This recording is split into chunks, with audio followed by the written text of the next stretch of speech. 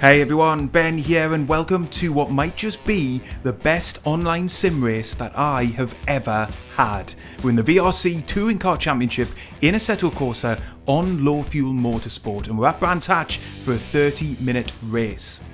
We've qualified in P8 of a grid of 20, so I've got a decent chance here, if I can get off the line well, if I can keep things clean, of a good finish. But those are big ifs. As the red lights are on, we're about to go green and we are underway, and I've had an absolutely disastrous start. Bogged down, had to get back into neutral, and I am being swamped from all sides here as we barrel down into Paddock Hill Bend for the first time. I've lost a ton of positions there. I think I'm down in P17 and I'm boxed in as we're heading towards the hairpin for the first time. Got to be so careful here into the braking zone. 3 cars off to the left hand side there. We'll take a look back and see what happened there in just a moment, but for now I'm just trying to stay alive. Pinch to the inside, 3 wide through Graham Hill Bend, and we do get tagged. That sends me out wide on exit. We're side by side with Chris Penny as I rejoin the track here, and he's going to give me a big squeeze as we head towards the uphill left-hander. So he's not taking any prisoners. He then brakes mid-corner. So this is all kicking off here on lap 1. I kind of expected it would. Here's the big shunt then coming through the hairpin for the first time. 1 car flipped onto its roof. 3 drivers impacted there. Another car off on the infield. So that did take the edge off somewhat my poor start as we get back into the live action towards the end of lap 1. You can see then we're running in P14 and still putting a lot of pressure on Penny up ahead. I've got Alice behind me in P15, also in close proximity here around my outside, heading towards the final corner of the lap here, but there's no real way around the outside there. But look up ahead, there's more action between Penny and Agelicus, who had a poor exit there. They're going to be side by side. I've got overspeed on both drivers. I'm going to be forced to the outside here. Am I going to be able to find my way around? I'm actually going to take a late apex, and Agelicus is off into the sand. That's going to be 1 position gained. I'm going to have a run on Penny, who again squeezes me to the inside, but I should have the high ground here through the hairpin to make the move count, and yes, I do. So that's another couple of spots gained back after that terrible start which sent me tumbling down the field. We can take a look at it again on replay here. Agelicus still all over the place from that mistake in the final corner. He carries too much speed into T1 there, out onto the sand, and then I've got the run on Penny heading into the hairpin, and you can see he's not giving me much room at all, but there's enough room there for me to just squeeze past, and thankfully I'm starting to make ground back up the field. We rejoin the live action then in the middle sector of lap 2, and you can see there's a gaggle of cars fighting hard up ahead. Paul Barber is the next car on track as we climb the hill, and he's going to make a small mistake. I'm going to have to dive to the inside, make a pass through a corner that you do not often see clean overtakes take place. To be honest with you, that was pure instinct. I didn't expect him to be getting on the brakes there as hard as he did, so we've made another position then up to P8, well into the top 10. And back where we started this race. More scrapping up ahead between Queria and Corumped, and I've got Granados directly ahead of me as well, so it's going to be all action here again. We are past Queria, who lost speed down the start finish straight. He's going to try and challenge me again around the outside, but he's not able to get back alongside. Or is he? As we head down towards the hairpin, actually he's got a very good run on me and he's able to squeeze down the inside. I couldn't just close that off in time. We're side by side on exit, but I've ran it wide up onto the curb. I'm going to lose speed. He's got a smashed rear windscreen there. I can see very clearly he's clearly been in the wars in the early stages of this race. We're only on lap 3 as they're challenging up ahead then. Queria versus Granados. This might give me a chance for a good run down the back straight, side by side. The 2 drivers up ahead, and I'm going to be tucked into their slipstream here, but I've got to be exceptionally careful. I don't want to get caught up in any incident here. Wow, you could see there, I think Granados giving the position up. I nearly got caught out up there, and the 2 drivers, both of them spinning off to the left hand side. Oh, and we've come so close to being caught there by one of the drivers. I think it was Queria who nearly took me out there. You'll see it on replay. Yes, there he is. He gets just across the track, and I'm able to just squeeze past. That was a very, very close call, but it's promoted me up into P6 after just 5 minutes of this race. And look up ahead, it wouldn't be long before Christian Coron Corrupt made a mistake, which has now put me alongside him for P5, but I'm on the outside here of Graham Hill Bend. Very, very difficult to make a pass there. I am ahead, but he's got the inside line ahead of the next corner here. That's going to put me in a difficult spot as I'm just trying to hold the car around the outside. Wow, he comes right the way across my line there to take the position. He was able to carry more speed on the racing line, and I had to just slot back in behind him into P6. But I am determined to keep the pressure on here, in part motivated by having Alice in my rear view mirror flashing his lights here. He is keen to get past too, so I've got to try and put the pressure on Corrupt up ahead and make this move. I think we're both quicker than the driver up ahead here. If I get boxed in, I could end up losing a position. So we're coming through the left-hander here. I've got it all to do. I've got to try and get alongside and past before Alice gets the run on me. So no time to be wasted here as we come through the final corner once again onto the start finish straight, and you can see Corrupt slightly out of shape there. That might give me a run into T1. Here we go, big chance here, got to make it count. Not quite alongside yet, but I can be deeper on the brakes. I'm gonna have to keep it nice and tight to the apex because we're directly side by side through the middle of the corner, side by side on exit as well. He's gonna try and squeeze me to the inside further, but I should have the high ground through the hairpin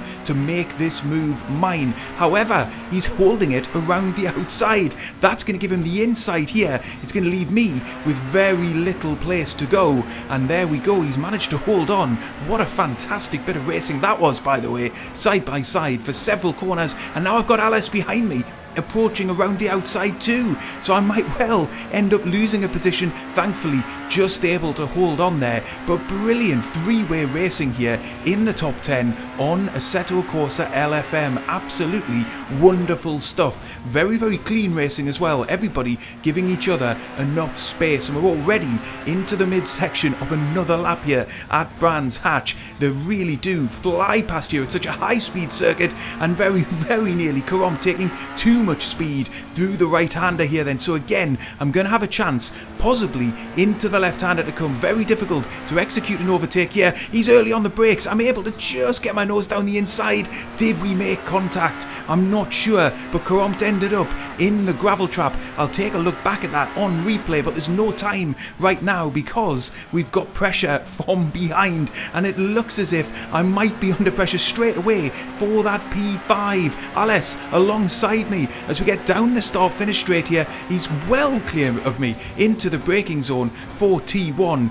In the end, only up into P5 for a matter of a few hundred meters. Let's take a look back on replay to just see how we got past Corrupt. I'm a little bit worried that this was a bit of a dive, and I think it was. We did avoid contact, or rather, Corrupt avoided contact, but in doing so, it left him with very little room but to go onto the gravel. So apologies for that. I think that was just a bit marginal. You see that kind of thing in these touring cars. There wasn't contact, but still, I would have liked to have given him a bit more room. But we're already back in the cockpit looking at the rear wing of Alice up ahead, and he's gone wide. He's off into the dust as well. That's going to give me a chance to get past him and back up into P5, but because of the part of the track we were at, I was pinched to the inside. He's had a way better exit. He's going to be side by side, is he? Through the uphill right-hander there. Oh, I'm just able to hold it around the outside. Fair play to him for not making a big dive there. That could have taken us both out of the race, but the pressure is still very much on. He's filling my rear view mirror here. I'm going to have to go tight on the final corner again. He's again going to try and cut underneath me on the exit of the corner. We're passing a back marker 3 wide there momentarily on the start finish straight. Look at the radar. Alice has got the high ground, it seems, and again he's passed me before the braking zone of T1, so he's back up into P5. Another cracking bit of action there as we were again momentarily up into the top 5, but I just couldn't hold on to it. It was all about the way in which Alice made that mistake, the part of the track that he made it at. It meant that I was pinched to the inside, and in the end I was always then defending to try and hold on, but Alice has made a big mistake there coming through the left-hander, a big slide, so I might have a chance to get the position back again here as we're coming through the uphill left-hander, but there's just not room to get alongside, so I'm going to have to just concentrate for the next couple couple of laps in staying in touch with him, and actually you can see the gap has just extended ever so slightly here, but I'm still in touch. There's a yellow flag out, not quite sure what that's for, but oh, it's a back marker, maybe rejoining here. We've both had to dramatically slow down, and there's a big crash up ahead. That's Bradford. This is for position. What's he doing? Reversing across the track. Well, we both come through it, Alice and myself, unscathed, but wow, that was a hairy moment. Let's take a look at what caused Bradford to be off track in the first place. Bang, look at that. He's just got out wide. He slides back across the track. That is bizarre. He shouldn't be doing that. Thankfully, nobody came to grief. We're on to lap 10 then. That's the familiar sight of Alès up ahead, and then a back marker, Edmund Song up ahead of him, and actually Song is off to the left hand side. I don't know whether he's deliberately giving us space there or whether he's just not got control of that car anymore, but thankfully we're both through and past. Not anything that I could do to take advantage of there to try and squeeze alongside Alès in the process, but at least neither of us picked up damage from that. On to lap 11 then, and I'm still following in close pursuit, and this time Alès has made a mistake through T1, and that is going to give me the position back up into P4 now because of Bradford's mistake earlier in the race. So the question now is, can I build a gap? Well, it's not looking good on the next lap. Look at the rear view mirror already. I'm under big pressure from Alès behind as we're coming down the hill and towards the hairpin here. He's not close enough to get alongside, but I'm in slightly deep, so maybe he will be close enough to be alongside on exit. He is. He's got half a car length just alongside me here, but I'm going to be able to hold to the inside, but again that's going to compromise me on exit. We're trading blows here, lap after lap after lap. I'm not sure I've had a sim race like this for a long time, as again I'm going to be forced to the outside here, but I'm going to just hold the position on track. You can tell he's getting a bit frustrated again, flashing the lights behind me there over the last couple of sections of track, and he's hoping that that puts me off. Well, he might be right that it will, because as we come through the right hander, I'm slightly away from the apex. I am feeling the pressure here in the cockpit, and once again through the right hander I'm going to carry just a little bit too much speed, get out onto the curb, and again that affects my exit speed. He's closing in. He's going to be even braver than in previous attempts, and he's going to slot past the uphill right hander there. Very good overtaking maneuver there, fair play, but I'm going to try and strike straight back. I get a better exit through the left hander. We're side by side hurtling towards the final corner of the lap. Can I possibly hold it around the outside here? It's very difficult to do so, and you can see he's just able to hold the position. I carried more speed, but I had to just get out of the gas slightly as he came across my path. He's defending heavily to the inside. Oh, and then he tries to open up the corner for himself. We nearly make contact on the outside, but he holds the position. More fantastic racing there.